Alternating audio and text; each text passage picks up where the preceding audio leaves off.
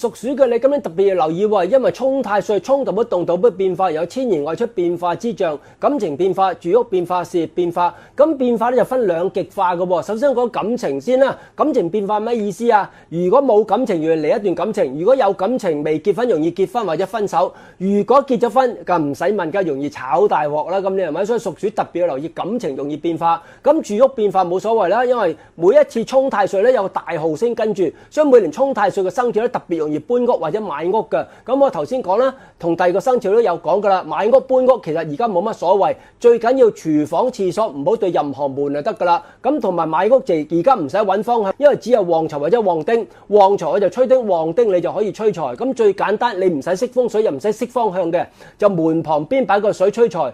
屋後面中間位置擺個15個 cm 以上嘅大石春，咁就旺身體。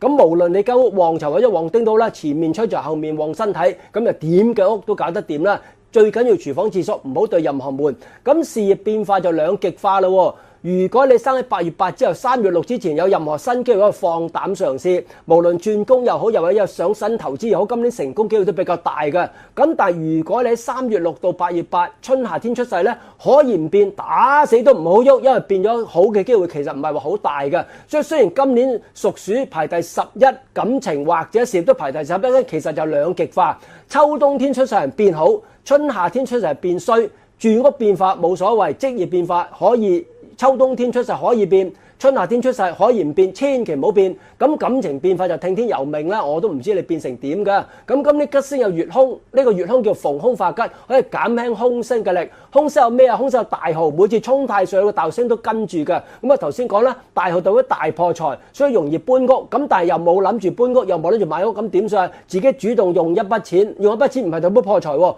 可以買嚿金都好啦，買嚿金我都用一筆錢都要擺屋企啦，係咪？咁仲有天哭，天哭心情唔好，有時容易喊啦。咁如果咧係分咗手嘅，咁啊梗係容易喊啦，或者咧結婚咧都可以喜極而泣都得嘅。咁仲有叫歲破，歲破即係頭先講嘅沖太歲嘅意思，冇乜特別，個意思已經講咗啦。同埋沖太歲特別容易筋骨手腳損傷喎，因為今年叫做子午相沖，而係筋骨手腳、手指背脊受傷。損傷月咧，農曆5月同11月可以捐血洗牙化解，所以屬鼠今年特別要留意筋骨手腳受傷，同埋揸車容易撞車，尤其是農曆5月同11月可以少啲揸車，或者嗰2個月揸車盡量小心少少啦。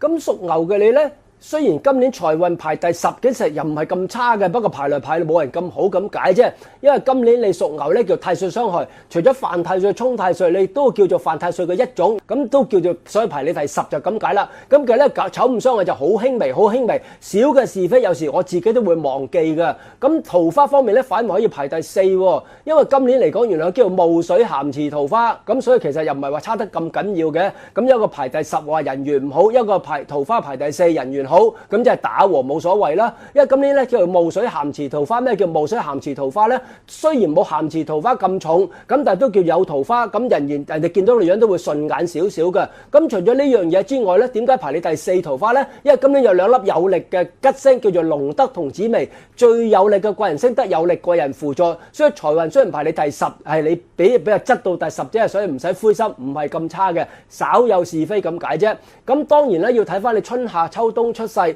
如果你係秋冬天，雖然排你第10咧，你財運其實咧，如果2025係上緊，其實26、27其實一路係上嘅，上升軌跡之間。咁有時啲人咧，2022到2027有啲22開始好，就27會停啦。咁如果你發現你25先開始好咧，其實呢個運咧開到2030咧先至會慢翻落嚟㗎。咁但係如果你嘥3月6到8月8咧，無論你遲好或者衰好都好啦。咁其實而家呢幾年咧都係特別衰嘅年嚟嘅，因為有啲人22開始唔好，有啲人25開始唔好。咁你發現你25先開始唔好咧，一路係30年前都要慢嘅。所以無論你22開始唔順利，25開始唔順利，去到呢個26年咧都係特別唔順利嘅年。所以記住，屬牛如果生喺尤其是5月6到8月8，所有嘢係宜守不宜攻，尤其是工作方面可以唔轉就千祈唔好轉。咁感情方面其實冇乜特別要留意嘅，因為今年叫做太歲爻合。果係有感情，今年繼續發展得係唔錯；如果冇感情，今年又有霧水桃花，如果識啲已經相識嘅人。不過霧水桃花日易聚易散，就未必係真桃花嚟㗎。咁借呢個霧水桃花咧，可以俾自己人緣好啲。所以如果成日做嘅嘢要交際應酬接觸人咧，咁啲人緣都提高一線㗎。咁吉星有龍德紫微，咁凶星好大紮，其實完全冇乜用㗎。好似暴敗天加六害歲煞天煞吞陷提二煞，全部冇乜特別嘅影響。所以其實今年只有吉星而無凶星。屬虎嘅你12生肖之中財運排第2喎，因為你今年係財運年，只不過因為你冇兔咁好啫，因為兔係桃花年，咁你屬虎咧完全冇吉星，即使財運年都咧可能要樣樣親力親為，乜都靠自己努力把握。咁財運年嚟講，如果你嘥秋冬天一定係勢如破竹啦，係咪？即使你嘥春夏天都啦，都係因為財運年而提高一線嘅。咁啊財運年咧，對呢個上班一族就冇乜幫助嘅喎，因為上班一族唔會突然間個財運年多咗錢噶嘛。咁財運年當然排第1對做生意有幫助啦，排第2對自顧多勞多得嘅人有幫助。咁但係最直接一定係做生意㗎啦，因為做生意去到財運年咧，財運年有時唔係話越勤力越多錢噶嘛。你唔同自顧係要多勞多得，係用時間去揾錢，但係做生意可能突然間接到筆大生意，哇！一單生意可能頂你1年都得啦。所以屬虎今年咧排第1係做生意嘅人，排第2咧就係自顧一族，最冇乜特別幫助咧就上班一族啦。咁上班一族唯有希望今年公司業績好，年尾有個大利是收一收啦。如果呢個都冇啊，今年就冇乜希望噶啦。咁屬虎咧完全冇吉星，凶星都唔使驚，凶星得一粒子背啫。咁子背俾人督背脊講是非，咁明槍易擋，暗箭難防，話明督你背脊，你又唔知邊個喎。咁你唯有自己行得正企得正，盡量唔好有破綻俾人督就得啦。咁今年財運排第2，桃花咧就排第7啫。因為你屬虎嚟到呢個馬年咧，叫做太歲三合，合都代表感情係穩定嘅，所以感情方面今年冇乜特別，唔係桃花年，但係感情比較穩定，有就繼續有，冇就繼續冇。如果冇咁點算啊？唯有留意桃花月啦，因為你今年桃花月咧就農曆6月同12月呢兩個月係重桃花月。咁如果單身你又唔想再繼續單身落去咧，就唯有等呢個6月同12月啦。但係今年把握唔到啊，都唔使驚喎，因為2027羊年係你重桃花年啊，所以最多等得1年啫。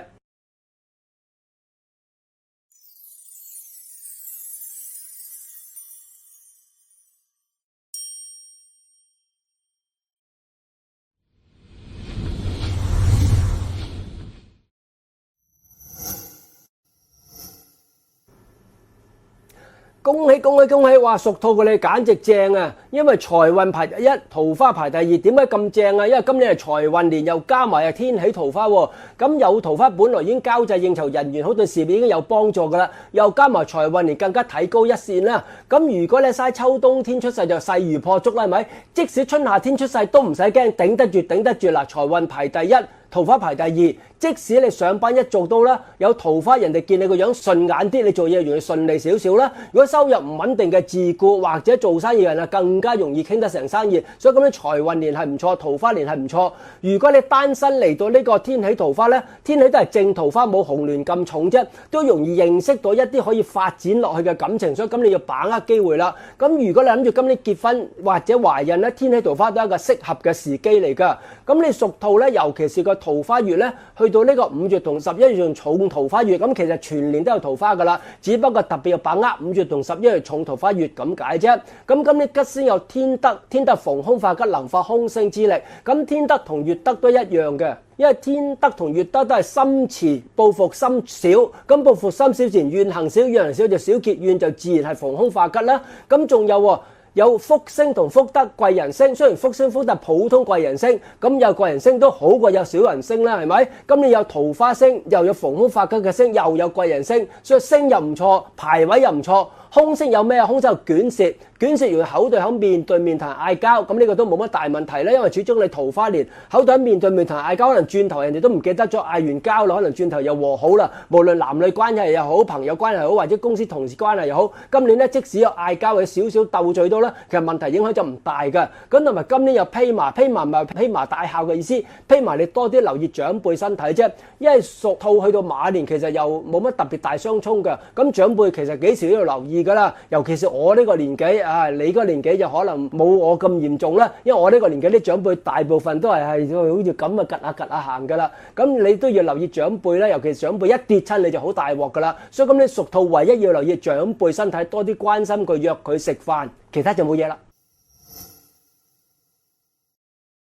屬龍嘅你今年終於回歸平淡啦，因為2025咧你係重桃花年，咁喺2025重桃花年，如果把握得到或者結咗婚懷咗孕就 OK 啦。如果2025重桃花年都冇行啊，你要檢討下自己啦。咁係究竟係自己眼角高定係冇交際，完全唔出街，所以識唔到人呢？咁但係即使2025識唔到人都唔緊要，因為2025個重桃花會延續到2026嗰個春天嘅，所以春天嚟講，你屬龍都仲要把握機會，除非你好享受單身嘅生活，咁就唔使把握啦，係咪？有啲人唔中意拍拖噶嘛，我都有個男仔朋友唔中意拍拖嘅，佢係拍拖煩得滯，所以你無論男又好女又好，如果你唔中意拍拖呢，唔使把握桃花，淨係睇事業就得啦。咁因為屬龍今年嚟講咧，事業排第6都叫做中上嘅生肖，因為感情就排第10，事業排第6。咁感情方面，如果你唔中意有桃花都冇辦法啦。如果中意有桃花咧，除咗春季可以留意咧，都要留意呢個係農曆4月同10月都係重桃花月嚟嘅，所以春天跟住延續到4月，4月過咗仲有個10月啊，都仲可以把握嘅。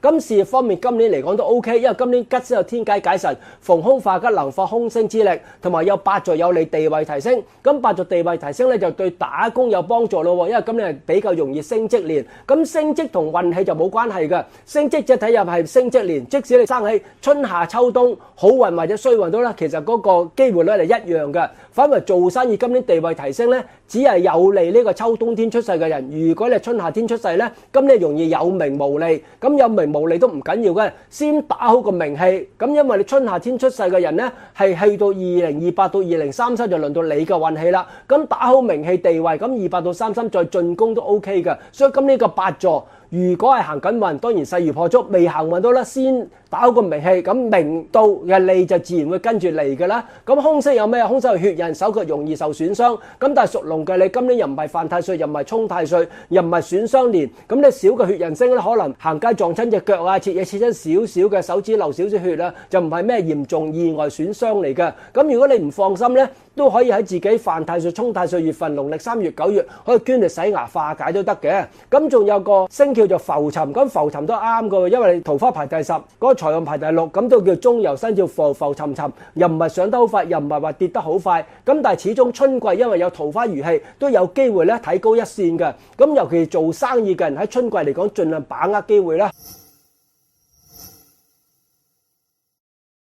屬蛇嘅你今年桃花都唔錯喎，都叫排第3，因為今年係戊水桃花年。咁雖然冇紅鸞天喜咁好啦，咁戊水桃花都叫做有桃花啦，係咪？咁你未有拖拍嘅戊水桃花，都叫嚟一段感情就一段感情，做生活多啲點綴下啦。如果結咗婚，好穩定嘅感情，呢個桃花都叫化為人緣，對事業都有幫助㗎。咁所以呢個桃花嚟講，一般嚟講啲人成日講咩三角關係，我成日講啦。因為桃花同人緣咧同一個宮位嚟嘅，只不過你自己定力唔夠就變桃花，你定力夠就變人緣。咁其實好多時候睇自己，唔好乜都賴風水，又唔好賴個命啦。有時自己都有機會自己出問題嘅。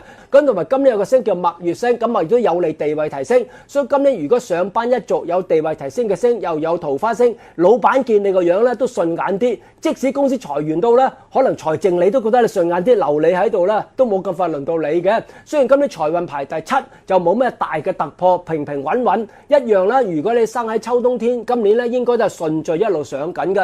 咁如果你生喺春夏天，今年都係要宜守不宜攻。如果你發現2025已經好慢，咁2026更加慢啦。因為你2025係犯太歲，好棘手嘅，犯太歲容易影響情緒。如果犯太歲加埋你春夏天出世，又已經心情唔好，運氣又唔好，事業又唔好，咁你犯太歲咧就唔係即刻過嘅喎。因為我成日講咧，每年情緒會延續少少嘅。咁如果你發現你而家仲受呢個情緒影響，要提醒自己，因為有機會延續到整個春天都受負面情緒影響，盡快脫離呢個負面情緒，踏上呢個今年桃花年。咁如果你因為2025犯太歲分咗手咧，今年呢個咸池桃花就更加要把握啦。因為分咗手就喊得一句句，即使有啲霧水桃花，咁都叫做 OK 啦。又或者咧，原來戊水桃花拖到過咗呢個2026，拖到2027咧，就假桃花就變真桃花，所以戊水桃花未必一定係即刻嚟即刻走嘅，拖到就可以延續嘅。所以今年桃花年又有蜜月星，有你地位提升。咁凶星有咩？有亡神喎，所以銀包啊、鎖匙啊、手提電話啲今年容易唔見。亡神係自己忘記咗，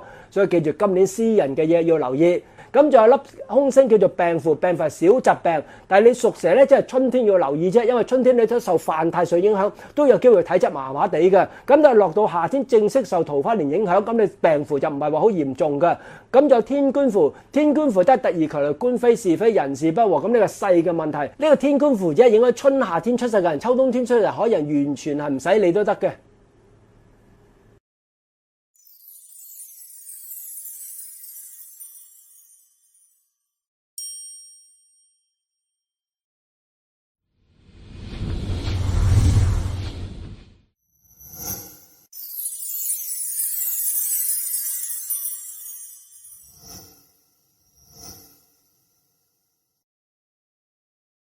肖馬嘅你今年犯太歲，不過唔使咁快驚住，因為2025咧你係桃花年，咁2025桃花咧有時會延續到今年1月、2月，尤其是2月仲係你嘅桃花月，所以如果你桃花年都冇成果嘅話，咁今年2月咧都可以把握機會啦。咁但係入到馬年要留意咯，因為係犯太歲喎，犯太歲係一個好奇怪嘅年，好難講好或者唔好，因為犯太歲就不如佢感情變化、住屋變化、事業變化，我哋嘅一喜擋三災，無喜心情壞。咁喜事得兩種嘅啫，唔係結婚就係生仔，如果又唔係結婚又唔係生仔，又拍緊拖，如果犯太歲嘅年又要有啲危機咯，容易分手嘅機會啦。因為犯太歲咧，尤其是36同48，容易悲觀負面情緒，諗到啲嘢都冇晒出路，咁你情緒有問題都會影響感情噶嘛。24歲嘅你仲要特別留意添，因為24歲咧容易嚟一段感情就一段感情，如果結婚就梗係開心啦，如果分手啊真係喊得一句句，咁就應晒你犯太歲啦。咁仲有犯太歲特別有損傷嘅，因為犯太歲每年有劍鋒伏屍跟住嘅，劍鋒伏屍容易受金屬所傷見血，尤其是農曆5月同11月先嚟捐血洗牙化解。咁吉星都有嘅，吉星有金貴同埋將星，所以其實都唔係話太差嘅。金貴係財帛有利，容易儲到錢；將星係權力地位提升，所以今年嚟講咧，上班一族屬馬嘅咧有地位提升嘅機會。咁當然啦，一定係3月6到8月8嘅人咧就要守啦，因為春夏天出世人咧要等到2028先係你嘅運氣。咁而家行緊運，要把握機會，即使犯太歲都啦，有新機會可以放膽嘗試，就係生喺呢個8月8到3月6，秋天冬天你嘅馬年咧就可以把握機會，放膽嘗試，唔好受情緒影響就可以噶啦。屬馬嘅你雖然桃花又排第12，財運又排第12，咁其實就冇咁差嘅。我成日都講啦，運氣點都要睇翻你係春夏秋冬咩時間出世，秋冬天出世嘅人咧，去到2025到2027真係有機會可以放膽嘗試。咁排第12係咩啊？就3月6到5月6都唔係太差，5月6到8月8啦。記住，宜守不宜攻，所有任何機會唔好嘗試。即使目前份工唔好如意都啦，頂住，最快要頂到2028嘅秋天啊！咁感情方面咧，又唔係12咁差嘅，因為犯太歲咧，容易嚟一段感情就一段感情。如果你感情空白嘅咧，反而容易嚟一段感情啊，所以唔使驚。如果拍開拖又未諗住結婚，先要留意啫。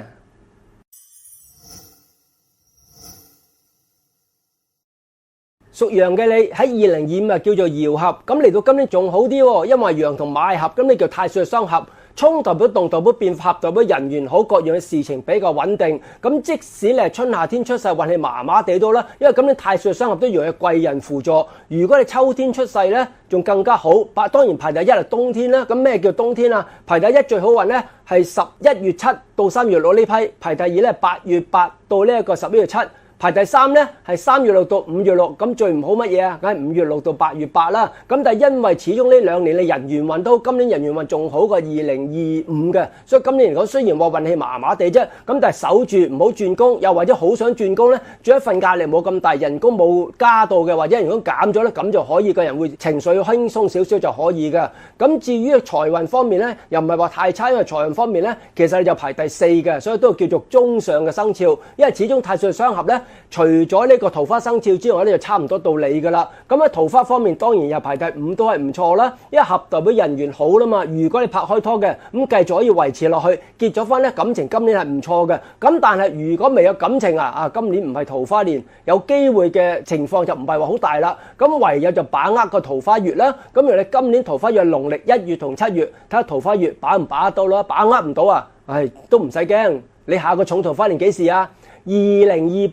等多1年啦，1年之後你聽我呢個係可能等2年之後咧就重桃花年啦。咁仲要你今年吉星有太陽男貴人之助，所以頭先講啦，如果打工嘅咧，上司係男人，拍檔係男人，原來都係對你有幫助嘅。咁所以今年一味黐住男人就得啦。咁仲有歲合就太歲相合，頭先講過啦，合就代表人緣好，各樣事情比較穩定啦。咁就攀過有利地位提升。咁凶星有咩？有天空，天空計劃而成空。咁我講過好多次啦，做人唔使有計劃，最叻嘅係見一步行一步，能夠解決眼前問題先有用嘅。咁但係有個晦氣就棘手少少啦。晦氣咧，又俾人雞會截爆棚，明明傾好嘅咧，又容易俾人甩拖喎。譬如你做保險或者地產，明明個客聽日簽噶啦，點知俾人截糊喎。所以如果你要簽約嘅話，記住啦。跟緊少少，漏嘢都去佢屋企樓下等佢簽咗，你先翻屋企。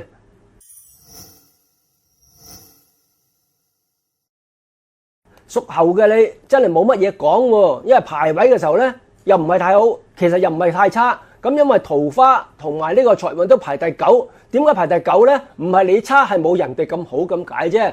咁屬猴咧，咁咧唯一一樣就係驛馬年喎，有驛馬代表又容易有外出公幹周圍走嘅機會比較大。所以如果你屬猴係驛馬年咧，搬屋周圍走或者諗住去個長嘅旅行或者俾老闆派咗去公幹咧，咁今年咧嘅發生情況就機會比較大嘅。咁除咗吉星有驛馬咧，凶星有粒孤神喎。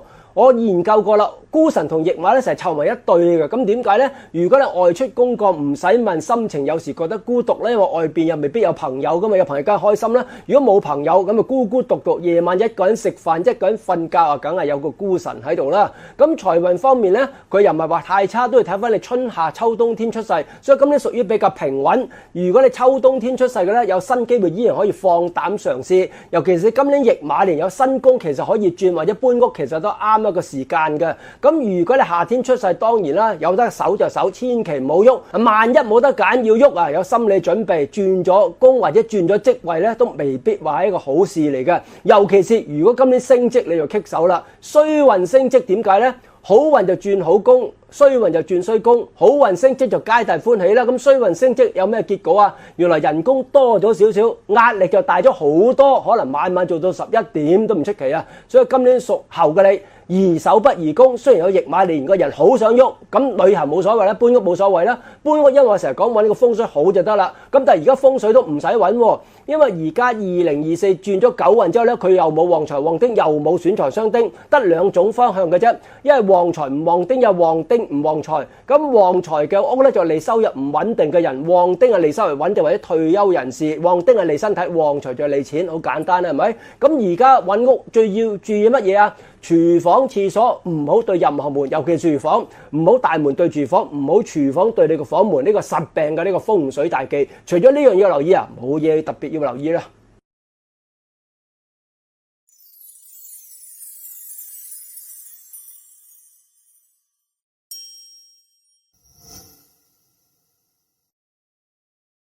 哇，屬雞嘅你，哇，今年賺喎，因為2025咧叫太歲三合，所以人緣已經好好噶啦。今年仲紅鸞桃花添，因為紅鸞桃花除咗男女關係之外，人有都識啦，紅鸞星同有分隔機會。咁但係好多人已經結咗婚啊嘛，咁桃花有咩用啊？紅鸞桃花係正桃花，亦可以化為人緣嘅，所以今年人哋見到個樣咧都會順眼啲嘅。我成日講啦，有時你見到喺街個人覺得佢咁樣衰嘅，咁其實佢未必唔靚仔或者唔靚女嘅喎，佢就係冇桃花。冇桃花人睇個樣咧都好似唔係好順眼嘅，咁有桃花就啱啱相反啦。平時覺得佢唔係好靚仔靚女嘅啫，今年都會覺得靚啲嘅。你又話佢整咗容，又話佢打乜打乜，其實就唔係，其實就桃花年睇落順眼少少啫。咁呢個紅鸞桃花仲係正桃花喎。如果你單身嘅咧，今年容易發展到一段可以發展落嘅感情，就唔係霧水桃花嚟嘅。所以單身嘅咧，屬雞你要積極少少。如果拍開多想結婚咧，紅鸞桃花紅鸞星動你都聽到啦，係咪？紅鸞星動其實結婚生仔懷孕其實機會都比較大嘅。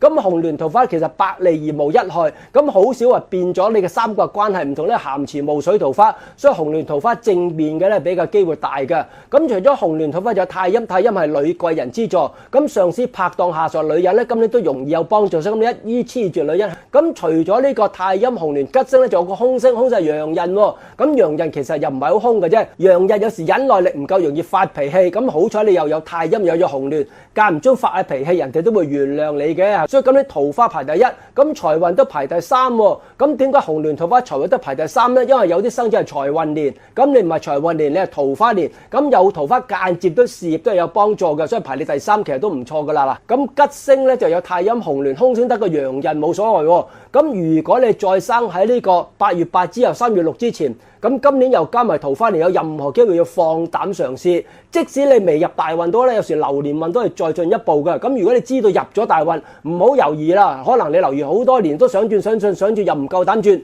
今年立定決心就去走去轉啦。咁即使你嘥3月6之後8月8之前呢幾年運氣麻麻地嘅，但係因為2025係太歲三合爻合，咁都有貴人輔助。嚟到呢個2026咧，又重桃花年，又有人緣輔助，咁就算跌到咧，可能都跌慢啲，或者守住個手勢都唔會跌得快嘅，所以屬雞今年係唔錯嘅生肖。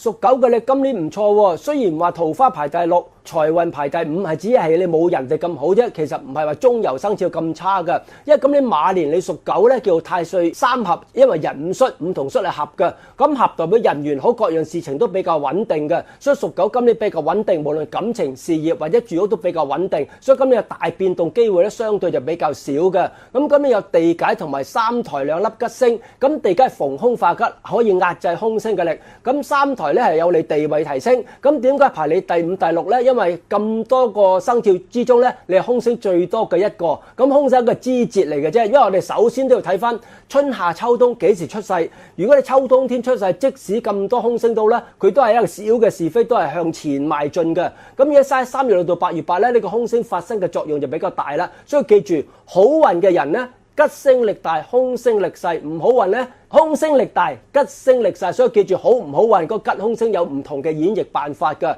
咁如果你生喺3月6到5月6，要特別留意咯，因為今年有飛符、官符、年符，突如其來官非、是非、人事不和。咁官非是非，好多人亂抌垃圾啊，食煙唔啱位置啊，抄咗牌唔記得俾錢啊，咁原來呢啲都係官非嘅。咁仲要啦，仲有個五鬼，五鬼係小人星，咁小人你都冇辦法啦，呢個世界周圍都有小人噶啦，咁你唯有唔好理佢啦。因為我成日講啦，小人一般就可能成就唔夠你好，能力唔夠你好，跟住職位唔夠你高，佢又眼紅你，咁呢啲人你都避唔到噶啦。咁仲有粒星叫做華蓋，咁華蓋心情有時覺得孤獨，唔係話好開朗。咁華蓋咧就有利藝術嘅，如果你做藝術創作嗰啲咧，華蓋就有用嘅，因為華蓋為孤獨之星，又為創作之星。咁創作通常都係孤獨噶啦。咁如果你寫書又好，作曲又好，你見唔見啲人都係3更半夜夜媽媽喺度寫嘅，或者走出公園一個人喺度坐都得嘅。所以呢個華蓋咧有利藝術，普通人咧就覺得孤孤獨獨，唔係好開朗啦。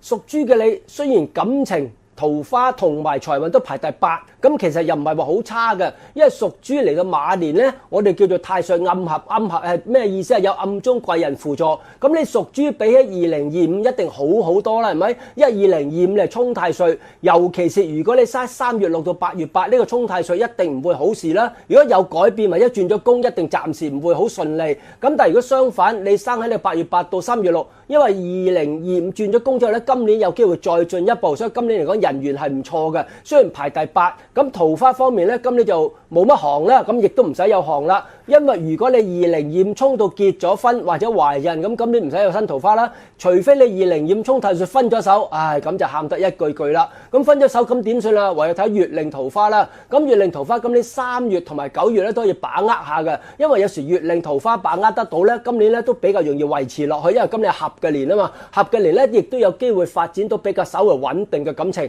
咁當然今年桃花咧就好輕嘅，同人哋今年桃花年就冇得比，不過咧冇希望之中都睇下啲月份咁解啫。咁你下一個桃花年啊，好似都有排，哇，好似成4、5年後啊。呢幾年把握桃花月份啦，係咪？咁今年吉星有月德，月德係逢凶化吉。咁其實月德天德咧，其實唔係正式逢凶化吉，因為月德天德係報復心比較少，心比較慈悲。咁你報復心少，自然怨恨自然少啦。怨恨少，結怨少，就自然可以逢凶化吉啦。咁凶星有咩啊？有劫煞，因朋友而破財。咁因朋友而破財，如果好老友嘅，你又如果借錢俾佢，就預佢冇得還都得噶啦。咁希望出年有得還啦。唔老友嘅，得唔借就唔借啦。總有個死符，死符係小疾病。咁但係因為你屬於咁，你又唔係沖太歲，又冇乜特別。咁呢個小疾病咧，就要留意風水嗰啲每年大病位、細病位，你識化解就得啦，係咪？灰地氈6個5毫紙啊，音樂盒啊，掛鈴啊，咁化解咗大病位、細病位得噶啦。咁一大病位、細病位喺大門就冚家都病，喺廚房冚家都病，喺你個房就你個房病，記住化解。仲有個小號叫小破財，小破財冇乜所謂，就你平時好想買又唔捨得買嘅，就趁機用一筆錢買咗佢啦，咁又可以應咗個破財，又可以買到心頭好，咁都 OK 嘅，係咪？所以你3粒凶星咧，劫煞可以唔借錢俾人啫，死符小疾病留意今年病位得啦，小號就自己買中意嘅嘢就得啦。